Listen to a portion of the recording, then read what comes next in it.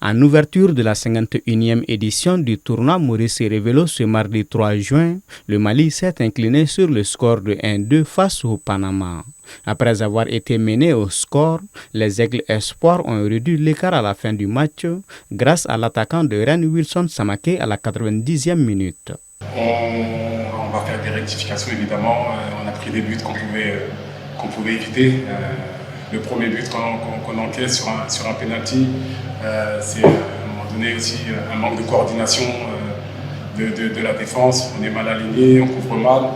Il y a une sortie du gardien qui est à contre-temps.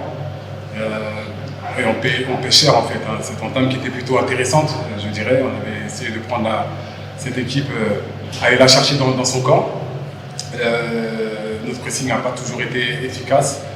Et ensuite, voilà, on a laissé des joueurs face au jeu, qu'on réussit à exploiter notre profondeur. Et voilà, ce but nous fait quand même très très mal parce que je trouvais que l'entame elle était plutôt intéressante.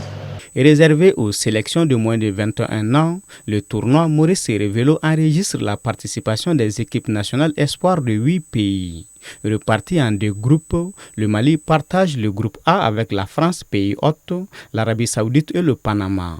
Quant au groupe B, il est composé du Congo, du Mexique, du Danemark et du Japon.